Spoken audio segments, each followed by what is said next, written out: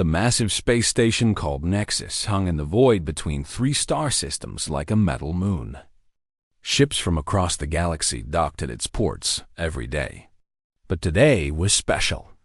Today, the three most powerful empires in the galaxy would meet to talk about who owned what in space. Ambassador Zexstar of the Zephyrian hegemony stood tall in the council chamber. His people could control energy itself, bending light and heat to their will. They had ruled 1,000 worlds for over 2,000 years. His blue skin glowed softly as electricity danced between his fingers. The other ambassadors always watched him with respect and fear. Across the curved table sat Collective Node Prime, 7749, speaking for the Corvin. The cyborg's half-metal face showed no emotion. Behind those glowing red eyes was a computer brain linked to billions of others. The Corvin Collective shared one mind across their entire species. They could calculate things that would take other races years to figure out in just seconds. At the head of the table floated Ambassador Tholmoth of the Altarian Federation. The ancient being needed no chair. His large head pulsed with purple veins as his mind touched the thoughts of everyone in the room. The Altarians had been using psychic powers when most other races were still learning to make fire. They had seen empires rise and fall for 10,000 years. These three empires controlled most of the galaxy. They had divided up the stars between themselves long ago. Everyone else had to ask permission to travel between systems or mine asteroids or even build new ships. Near the back of the room sat a small group that most people ignored. Ambassador Chen Wei of Earth represented humanity. He was a thin man with gray hair who always wore simple black clothes. Next to him sat Dr. Sarah Kim, a scientist, and Captain James Torres, a military officer. They looked very ordinary compared to the powerful aliens around them. Chun had been coming to these meetings for 5 years. The other ambassadors were always polite to him, but they treated humans like children. Sometimes they would give Earth new technology, like better engines or medical equipment. In return, humans would give them rare metals from their mining, colonies and biological samples from Earth's plants and animals. The humans were considered a protected species. This meant the three empires would not let anyone hurt them. But it also meant humans could not leave their home star system without special permission. The empires said this was to protect human culture and let them develop naturally. Really, it was because humans seemed too weak and primitive to be worth worrying about. Human ships still used chemical rockets and basic fusion reactors. Earth had only 20 small colonies on nearby planets and moons. Their largest warship was barely 200 meters long. The Empire's ships were often 10 times bigger and could destroy entire planets. Today we discuss the mining rights in Sector 7749B, announced Tholmoth, his voice echoing directly in everyone's mind. The Corvin Collective claims this area contains valuable quantum crystals. Zexstar's eyes flashed with anger. The hegemony found those crystals first. Our energy scanners detected them 3 cycles ago. Incorrect, replied Node Prime 7749 in a flat, mechanical voice. Corvin long-range probes cataloged that system 4.7 cycles ago. The data is stored in the collective memory banks. Chen Wei cleared his throat softly. Excuse me, he said in his quiet voice, but I believe there might be some confusion about the timeline here. The 3 powerful ambassadors turned to look at him. Tholmoth's mental voice carried a hint of amusement. Oh? And what would Earth know about quantum crystal deposits, Ambassador Chun? Chun smiled politely. We have some old records that might help clear things up. Dr. Kim, would you share your data? Dr. Kim stood up nervously. She was not used to speaking in front of such important people. Well, Our deep space telescopes detected unusual energy signatures in that sector about 6 cycles ago. We sent the information to the Galactic database as required. Zexstar laughed, a sound like crackling electricity. Human telescopes? My dear Ambassador, your equipment can barely see past your own system's edge. How could you possibly detect quantum crystals from such a distance? Perhaps there was an error in your calculations, suggested Node Prime 7749. Human mathematical systems are known to be inefficient. Chun nodded as if he agreed completely. You are probably right. We are still learning so much from your advanced civilizations. The meeting continued for 3 more hours. The empires argued about trade routes, mining rights, and territorial boundaries. Chen and his team sat quietly, occasionally taking notes on their primitive electronic tablets. Sometimes one of the major ambassadors would ask Chen a question about human activities, and he would answer with simple, honest responses that made it clear humans were not involved in anything important. During a break, Chen walked to the observation deck. Through the massive windows, he could see the fleets of the 3 empires stationed nearby. Zephyrian ships glowed with contained energy, their hulls crackling with power. Corvan vessels were dark and angular, covered in sensor arrays and communication dishes. Altarian craft were smooth and organic-looking, almost alive in their graceful movements. Compared to these mighty fleets, the single small human escort ship docked at Nexus Station looked like a toy. It was the Use Harmony, a simple diplomatic courier with basic shields and weapons larger than point defense lasers. Dr. Kim joined Chen at the window. Do you think they suspect anything? She whispered. Chen shook his head slightly. They see exactly what they expect to see. Nothing more, nothing less. Captain Torres approached them. Sir, we received a transmission from home. High Command wants to know if you need the timetable moved up.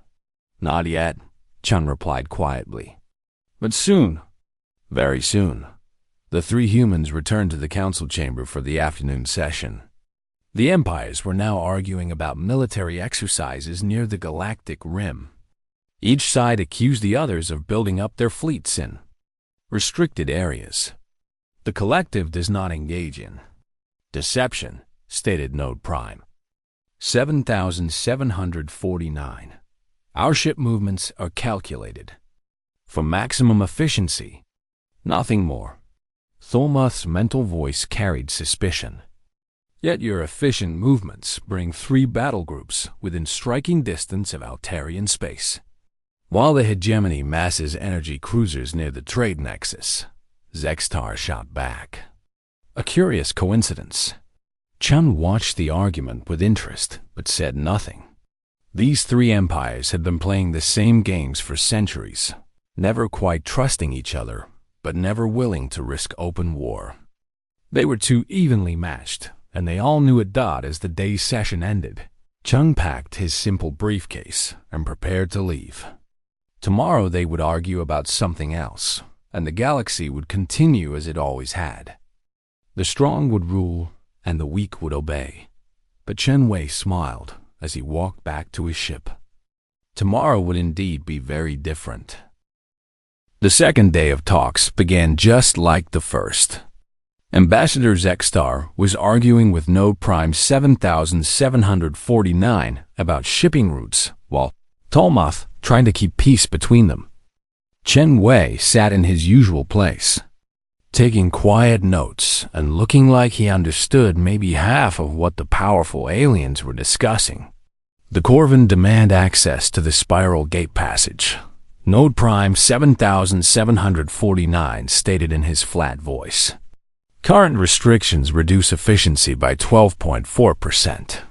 Zexstar's blue skin flickered with anger. That passage goes through hegemony space. We will not allow collective drones to spy on our energy research stations. The Zephyrians fear knowledge they cannot comprehend, Thulmoth observed, his mental voice carrying amusement. Perhaps if your energy control was more advanced, you would not worry about observation. The argument was getting heated when every alarm on Nexus Station started screaming at once. Red lights flashed throughout the council chamber. The three ambassadors looked around in confusion as their personal guards rushed into the room. Station Commander Velcro, a four-armed insect-like being, burst through the doors. Ambassadors, we have a massive sensor anomaly. All departments are reporting impossible readings. Explain, ordered Thulmoth, his mental voice sharp with concern. Velcro's compound eyes clicked nervously. Sir, our gravitational sensors are detecting a huge mass approximately 2 kilometers from the station. But visual scans show nothing.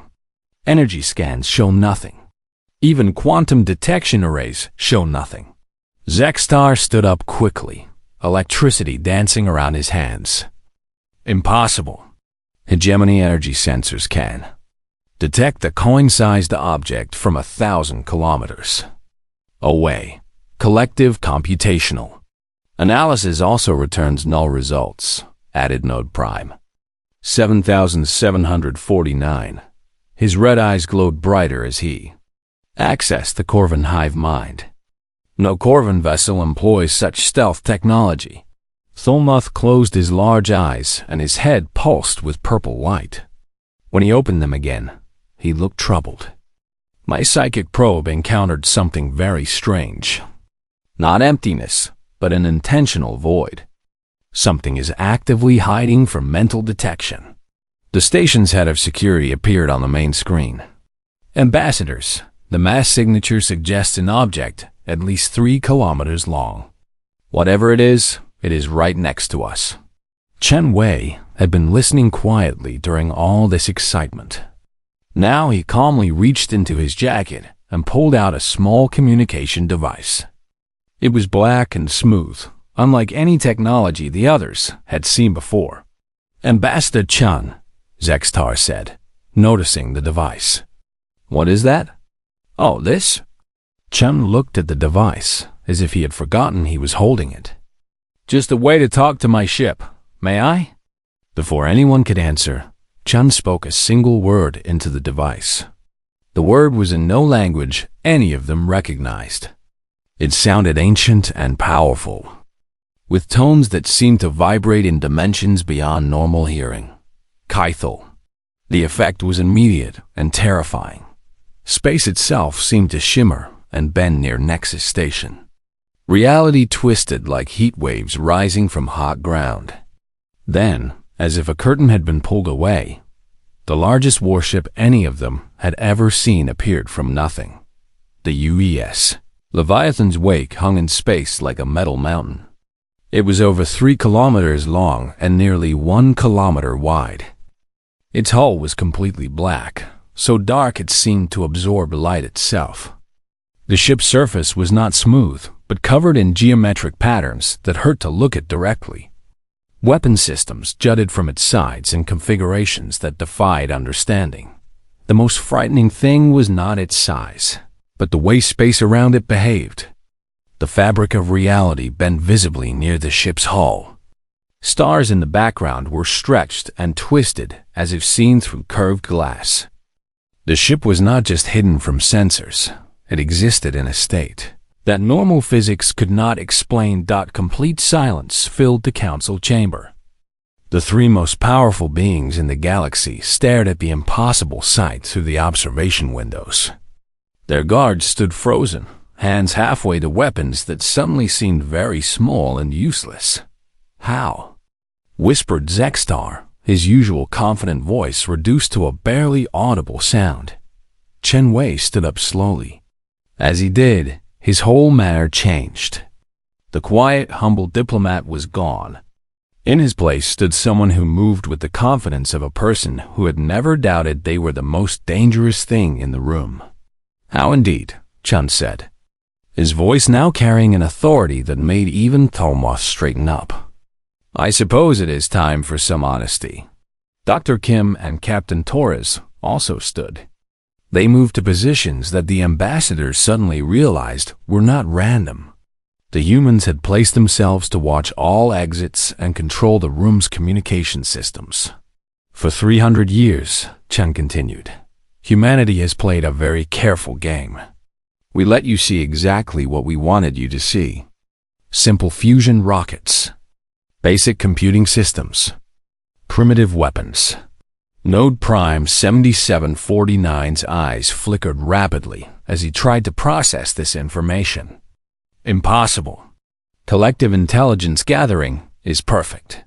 Human technology advancement has been monitored and documented. Chun smiled, and it was not a nice smile. You monitored what we wanted you to monitor.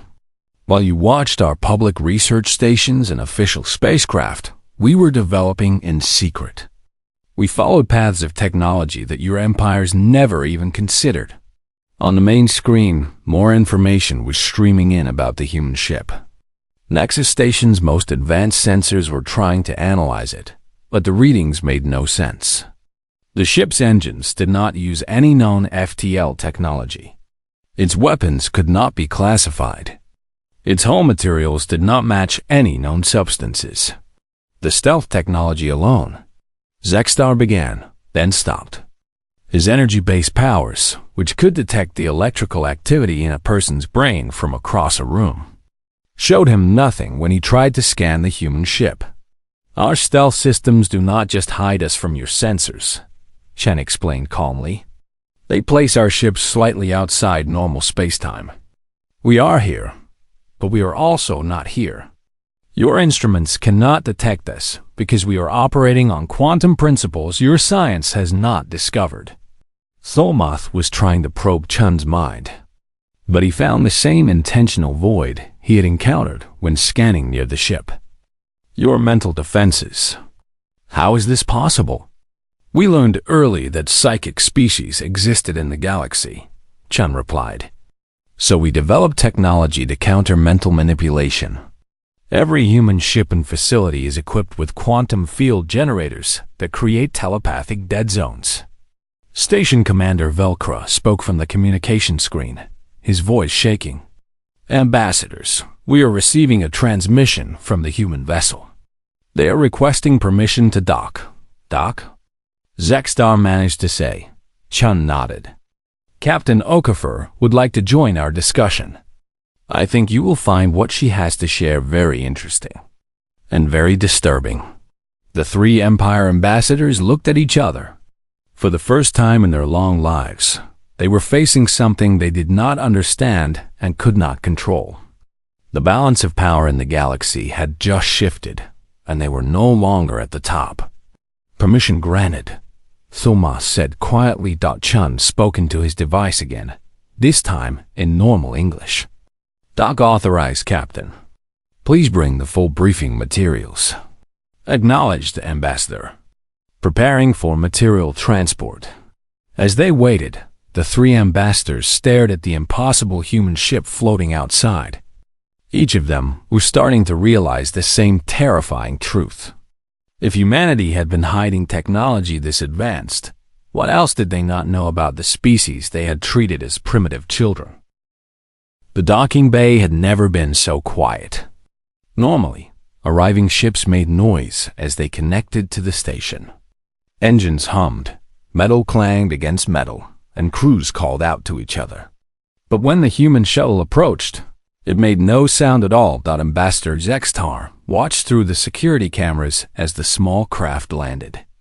It did not look like the other human ships he had seen. This one was sleek and dark, with the same reality-bending properties as the massive warship outside. When it touched down on the landing pad, the metal did not even vibrate. How are they moving without making any detectable engine signatures? Zexstar muttered to himself. No Prime 7749 was accessing every sensor in the station through his connection to the collective. Analysis incomplete. Propulsion method unknown. Hull composition unknown. Power source unknown. Thormoth tried again to probe the shuttle with his psychic abilities, but found the same frustrating emptiness. It was like trying to touch something that was not quite there. Then the shuttle door opened, and Captain Sarah Okafor stepped out.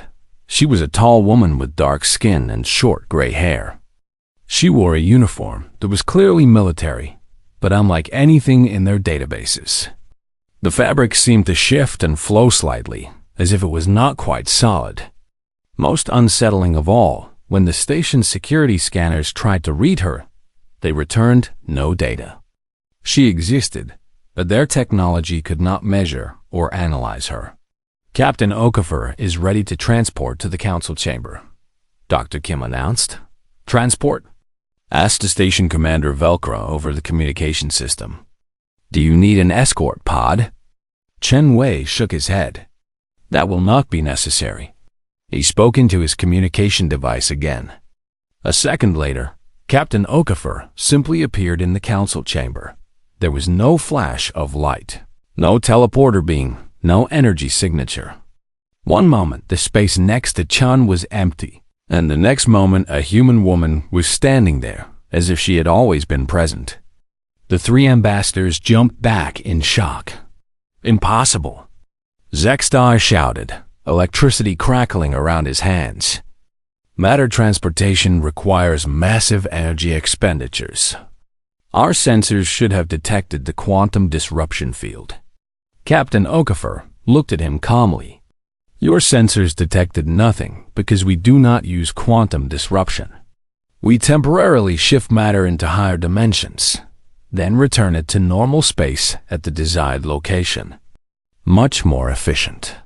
She carried a small device that projected a holographic display in the center of the room. The display showed star charts, but not like any the ambassadors had seen before. These charts included information about ship movements, technology levels, and military capabilities that should have been classified. Honored ambassadors, Captain Okafor began, her voice carrying the quiet confidence of someone used to command. Let me show you what humanity has been doing while you thought we were playing with chemical rockets. The first display showed the Zephyrian hegemony's military fleet positions. Not just the public ones, but secret battle groups hidden in distant systems. It included detailed analysis of their energy weapons, shield systems, and even the personal profiles of their commanders. Zextar stared at the information in horror. Those fleet positions are classified at the highest levels. How could you possibly know about our deep space reserves? We have been watching, Captain Okafor replied simply. For over 200 years, humanity has been observing every major power in the galaxy. We know about your secret research stations, your experimental weapons, your hidden colonies. The next display showed Corvin collective data. Ship construction schedules, computer network architectures, even the location of their central processing cores. Information that should have been impossible for any outsider to obtain. The collective mind is secure, Node Prime 7749 stated, but his voice carried uncertainty for the first time. No external system can access our shared consciousness. Captain Okafor smiled. Your quantum computer networks are indeed impressive, but you built them assuming that everyone else was using similar technology. Our AI systems operate on completely different principles. To your networks, our computers are invisible ghosts that can read everything while leaving no trace. Thulmoth floated higher, his large head pulsing with agitated purple light. And what of the Altarian Federation? I suppose you claim to know our secrets as well? The third display answered his question. It showed detailed maps of Altarian psychic research facilities, experiments in mental manipulation, and even records of their attempts to secretly influence other species' governments. Your telepathic abilities are remarkable, Captain Okafor acknowledged. But you never developed technology to detect minds that have been shielded by quantum field generators. We have been invisible to your psychic probes from the beginning. The three ambassadors looked at each other in growing panic. If humans had been spying on them this completely, what else did they know? The real question, Chen Wei said, walking closer to the holographic display, is not what we know about you. The question is what you do not know about us. Captain Okafor activated another projection. This one showed human space, but not the small cluster of colonies around Earth that the empires were familiar with. Instead, it revealed dozens of hidden outposts, research stations, and industrial facilities spread across previously unexplored systems. While you were watching our public colonies, she explained, we were secretly expanding in directions you never bothered to scout. We found systems rich in elements your periodic tables do not include. We discovered energy sources that make your fusion reactors look like candles. The display changed to show human ships. Not the simple vessels the ambassadors had seen before, but sleek warships that moved through space in ways that violated known physics. Carriers that launched fighters which seemed to appear and disappear at will. Massive industrial ships that could build entire space stations in a matter of days. How many? Whispered Zextar. How many ships? Captain Okafor asked. How many hidden bases? How many humans who are not the primitive farmers you thought you were protecting? She paused, letting the question sink in. More than your combined fleets. Many more. Node Prime 7749's eyes flashed as he processed this information. Strategic analysis suggests this level of deception would require coordination across multiple generations. The computational requirements alone. Yes, Chen agreed. This has been a very long game. My grandfather was an ambassador before me. His grandfather before him. For 300 years, each generation of human diplomats has played their part in this deception. Tholmoth tried once more to probe the humans' minds, desperate to understand their true intentions. But he found only that frustrating void, as if he was trying to read the thoughts of empty space itself. What do you want? Tholmoth asked, his mental voice carrying fear for the first time in centuries. Captain Okafor looked at each of the three ambassadors in turn. We want to end this, she said simply. We want to stop pretending that the galaxy should be controlled by three empires that have grown fat and lazy on their own power. We want to give every species the chance to reach their full potential instead of being kept as pets or servants. She gestured, and the holographic display changed one final time. Now it showed other star systems, other species that were classified as protected, just like humanity had been. But these displays revealed something shocking. The primitive species were not primitive at all. They had been developing in secret, sharing technology and knowledge through hidden networks. Dozens of civilizations that the three empires had dismissed as worthless were actually far more advanced than anyone suspected. You see, Chen said quietly, humanity was never alone in this deception. We have been very busy making friends. The three most powerful beings in the galaxy stared at the evidence of their own irrelevance. Everything they thought they knew about the balance of power was wrong. They were not the apex predators they believed themselves to be. They were the prey. The council chamber felt smaller now, as if the walls were closing in. Ambassador Zextar sat heavily in his chair, staring at the holographic displays that showed his empire's deepest secrets exposed like medical scans. His blue skin had lost its usual glow, and the electricity that normally danced around his fingers had stopped completely. Emergency session, he said into his communicator, his voice hollow. All Hegemony High Command. Priority Alpha clearance, now. Node Prime 7749 was perfectly still, but his red eyes flickered rapidly as he connected to the collective's vast network. Billions of Corvan minds were suddenly processing the same terrifying question. If humans had been this wrong about, what else had they missed? Tholmoth simply floated in place, his large head pulsing weakly. For a being who had lived for over 3,000 years and thought he had seen everything the galaxy could offer, this moment felt like waking up an alien universe. Captain Okafor watched their reactions with professional interest. You are beginning to understand, she observed. This is just the first shock. There is much more. She activated a new display. This one showed detailed timelines of technological development across the galaxy. The three empires had always assumed they were the most advanced civilizations, constantly pushing the boundaries of science.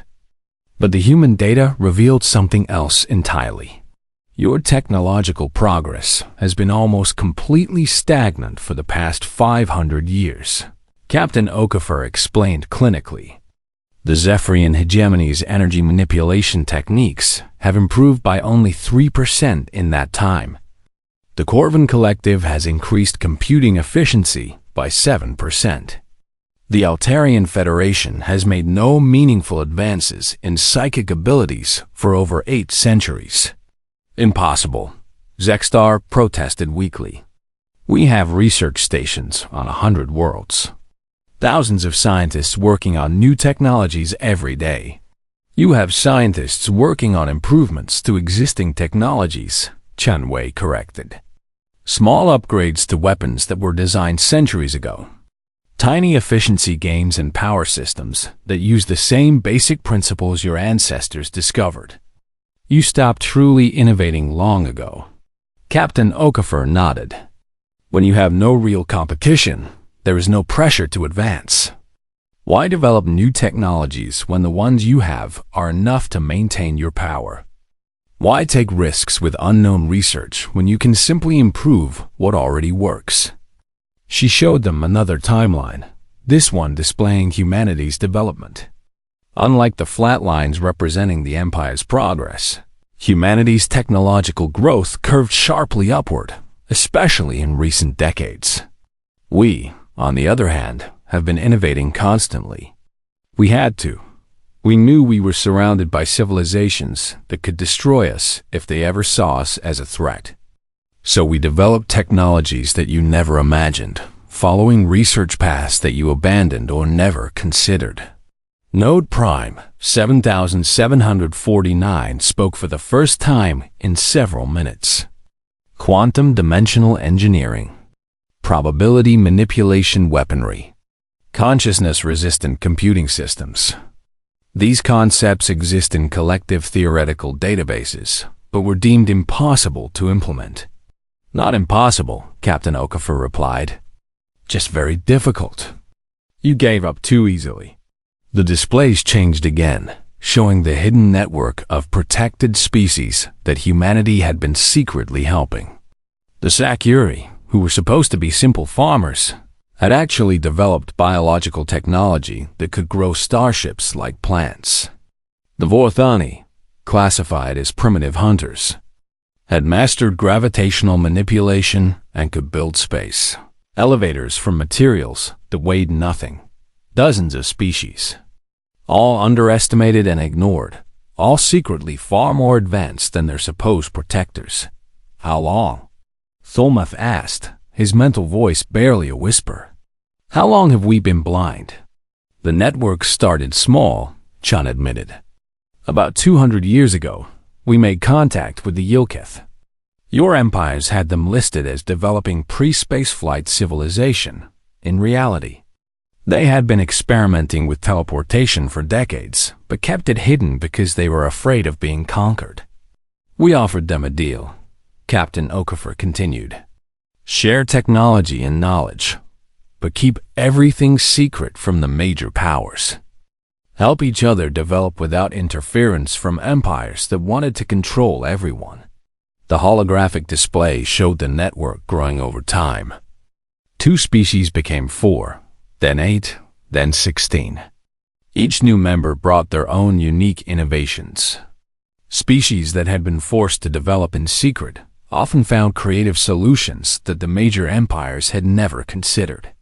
Within 50 years, we had a communication network that spanned half the galaxy, Chun said. Within 100, we were sharing advanced technologies that made your cutting-edge research look primitive. Within 200 years, we realized we had surpassed you. Zextar stood up suddenly, electricity finally crackling around his hands again. But it was weak and unfocused. like the anger of someone who knew they had already lost. This is treason against the Galactic Order. You have violated every treaty, every agreement about protected species development. Treaties you wrote to benefit yourselves, Captain Okafor replied calmly. Agreements that kept dozens of intelligent species locked in artificial poverty while you grew rich from their resources. She gestured, and the display showed economic data that made all three ambassadors gasp. The empires had been taking raw materials from protected worlds for centuries, paying tiny amounts for resources worth billions. They had justified this as fair trade with developing civilizations, but the humans had calculated the real numbers. You have stolen approximately 47 trillion galactic credits worth of resources from the species you claim to protect, Captain Okafor stated. In return, you have given them technology worth less than 3 trillion credits. Most of that technology was deliberately outdated to keep them dependent on you. No Prime 7749's eyes flashed brighter. Collective analysis suggests retaliation scenarios. If this information becomes public, social stability across the galaxy will collapse. Yes, Chun agreed. It will, but not in the way you think. Captain Okafor activated a new display, this one showing current fleet positions across the galaxy. But these were not the fleets the three empires knew about. Hidden throughout space were the warships of the Secret Alliance. Ships using technology the major powers had never seen, positioned in systems they did not know existed. Right now, in 47 different star systems, our combined fleets are waiting, she announced.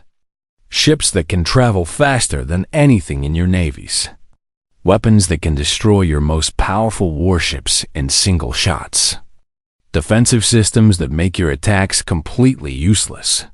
The display zoomed in on specific locations. Near every major empire capital, every important military base, every crucial industrial center, the Hidden Alliance had ships waiting. Ships that could strike without warning and disappear before any response was possible. This is blackmail, Thulmoth said, but his mental voice carried no real anger. Only tired resignation. No, Captain Okafor corrected. This is insurance. We are not here to threaten you. We are here to offer you a choice. Chun Wei stepped forward. For 300 years, the galaxy has been controlled by empires that gained their power through accident of early development and maintained it through fear and manipulation. That time is ending. He gestured toward the observation windows, where the massive human warships still hung in space like a dark promise. We could destroy your fleets, invade your worlds, and rule the galaxy ourselves. We have the technology and the numbers to do it easily. But we do not want to rule anyone, Captain Okafor added. We want to free everyone, including you. The three ambassadors looked at each other, each seeing the same desperate question in the other's faces. If humanity was telling the truth about their capabilities, then fighting was useless. But if they surrendered, what would happen to their civilizations? What exactly are you offering? Zexstar asked carefully. Chun Wei smiled, and for the first time since the humans had revealed themselves, it looked genuinely friendly. We are offering you the chance to join the future instead of being left behind by it. Tomorrow, we present our proposal to the full Galactic Council, Captain Okafor announced. Every species, every government, every civilization will hear what we have to say. And then, everyone gets to choose what kind of galaxy they want to live in. She began to fade, her matter transportation system activating. I suggest you spend tonight thinking very carefully about your answer. A moment later, she was gone, leaving only the three most powerful beings in the galaxy staring at displays that showed how powerless they had always really been. The Grand Assembly Chamber of Nexus Station had never held so many beings at one time. Representatives from over 300 different species, filled every seat, platform, and floating space. Some breathed oxygen, others methane, and a few existed as pure energy. But today, they all shared the same expression of nervous anticipation. Word had spread quickly through the galaxy. Humanity, the quiet, protected species that everyone ignored, had requested an emergency session of the full Galactic Council. More disturbing were the rumors about what had happened in yesterday's closed meeting with the three major empires. Ambassador Chen Wei stood at the central podium, looking exactly as humble and ordinary as always. Behind him, Captain Okafor waited patiently beside a massive holographic projector. The only sign that anything had changed was the way the three empire ambassadors sat in their seats, Zextar slumped with exhaustion, Node Prime 7749 completely motionless, and Tholmoth floating lower than usual. Honored representatives, Chan began in his quiet voice. Thank you for gathering on such short notice. Today, humanity would like to share some information that we believe will interest everyone. A low murmur ran through the chamber. Many of the smaller species representatives looked confused. Why would the humans of all people call such an important meeting? For centuries, Chen continued, our galaxy has operated under a simple system. Three major empires control most of the stars, most of the resources, and most of the trade routes. Everyone else follows their rules, pays their taxes, and hopes to someday earn enough favor to be granted small freedoms. More murmurs, but now they carried notes of agreement. Many species had chafed under the restrictions imposed by the major powers. This system has been justified as necessary for galactic peace and stability, Chun said. We have been told that only the most advanced civilizations can be trusted with real power, and that everyone else needs to be protected from themselves. Captain Okafor activated the holographic projector. The massive display showed a map of the galaxy with three large areas colored to represent the Empire's territories. The rest of space was marked as protected zones and developing regions. But what if we told you that this system was built on a lie? Chun asked. The chamber fell silent. What if we told you that many of the so-called primitive species are actually more advanced than their supposed protectors? What if we told you that the three major empires have been holding back galactic civilization for their own benefit? Captain Okafor changed the display to show technological advancement charts. The flat lines representing the Empire's stagnant progress contrasted sharply with the steep curves, showing the hidden development of dozens of other species. A representative from the Kalthani Confederation, a squid-like being with multiple tentacles, raised an appendage.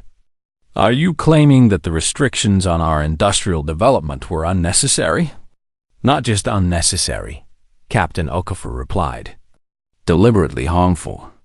Your people developed quantum manufacturing techniques 50 years ago, but you were forced to abandon them because they exceeded the appropriate technology levels set by the empires. She activated another display showing the Kalthani's hidden research. We know because we helped you hide the research data when the Zephyrian hegemony ordered it destroyed. Shocked gasps echoed through the chamber. The Kalthani representative's tentacles writhed in agitation. You helped us? But humans are restricted to your home system. Chun smiled. That is another lie. Humanity has been traveling freely through the galaxy for over 2 centuries. We have been watching, learning, and quietly offering help to species that needed it. The display changed again, showing the vast network of secret alliances and hidden technologies that had been developing behind the Empire's backs. Species after species was revealed to be far more advanced than their official classification suggested. The representative of the Thoran Republic, a rock-like being who normally spoke very slowly, stood up with surprising speed. The crystalline computing matrices that we developed in secret. You knew about them? We helped design them, Captain Okafor confirmed. Your people's unique mineral-based biology gave you insights into quantum processing that purely organic or mechanical species could never achieve. The Corvin Collective's computers are impressive, but yours are actually more efficient. Node Prime 7749 spoke for the first time that day, his mechanical voice carrying a note of disbelief. Impossible. Collective computational analysis is unmatched in the galaxy. Because you never had real competition, Chun replied gently. When you suppress everyone else's development, it is easy to stay on top. A small, furry representative from the Yulkith Alliance stood on his chair to be seen. The teleportation technology that we were forbidden to develop. Is it true that humans helped us complete it? Indeed, Captain Okafor said.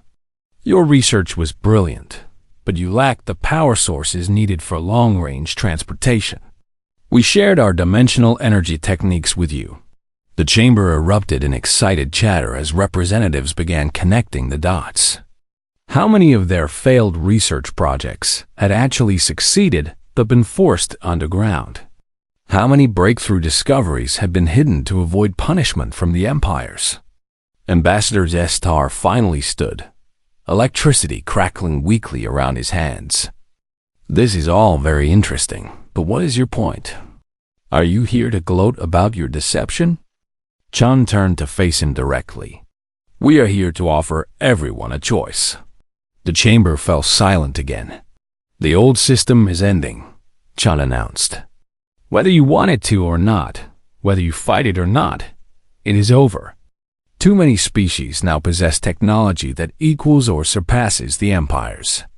The secret is out, and it cannot be put back.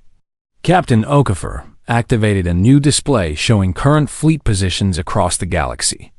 The Hidden Alliance's forces were revealed in dozens of star systems, positioned near every major empire stronghold. We could have simply destroyed the three empires and taken their place, she said matter-of-factly. We have the numbers, the technology, and the strategic positioning to do it easily. But that would just replace one form of tyranny with another. Chun walked closer to the center of the chamber, his voice carrying clearly to every corner. Instead, we propose something different. Something that has never been tried in this galaxy. The display changed to show a new map. Instead of 3 large empire territories and many small restricted zones, it showed hundreds of sovereign regions connected by trade routes and communication networks. We propose true freedom, Chun said. Every species gets to govern themselves. Every civilization gets to develop their own technology without interference. Every world gets to choose their own path. A representative from the Altarian Federation, speaking for the first time, projected his thoughts to everyone in the chamber. And who enforces this freedom? Who prevents the strong from conquering the weak? We all do, Captain Okafor replied. The alliance we have built includes defensive agreements. Any species that attacks another faces the combined response of dozens of civilizations. No single empire can stand against that. Chun nodded. The age of empires is over. The age of cooperation is beginning. He looked directly at each of the 3 major empire representatives. You have a choice to make. You can join this new federation as equal partners, contributing your knowledge and resources to the common good. You can continue to operate independently, as long as you respect others' sovereignty. His voice grew harder. Or you can try to fight to preserve the old system.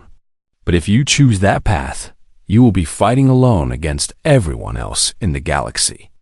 Thormoth's mental voice was barely a whisper in everyone's minds. And if we choose to join this federation, what becomes of our people? They become free, Chun replied simply. Free to develop their full potential without having to waste energy maintaining control over others. Free to explore new technologies without worrying about threats from rivals. Free to be part of something larger than any empire could ever be. Captain Okafor gestured, and the display showed projections of what the galaxy could achieve with full cooperation. Massive research projects combining the expertise of dozens of species, exploration missions to distant galaxies, technologies that could transform entire worlds or extend life indefinitely. "This is what we could accomplish together," she said. "This is the future we are offering." The chamber was completely silent for a long moment. Then, slowly, representatives began to stand. The Kelfani Confederation was first, followed by the Thoran Republic, then the Yilkith Alliance. One by one, species after species rose to show their support. Finally, only the three Empire representatives remained seated. Ambassador Zextar looked around the chamber at hundreds of beings who had once bowed to his empire's power. Now they stood ready to forge a new path without him. "The Zephyrian hegemony," he began, then stopped. He straightened his shoulders and stood as well. "The Zephyrian hegemony chooses to join the Federation." Node Prime 7749's eyes flickered rapidly as he consulted with the collective. "The Corvin Collective also agrees to participate." All eyes turned to Thulmuth. The ancient being floated in silence for nearly a full minute, his head pulsing with deep purple light. Finally, his mental voice reached everyone in the chamber.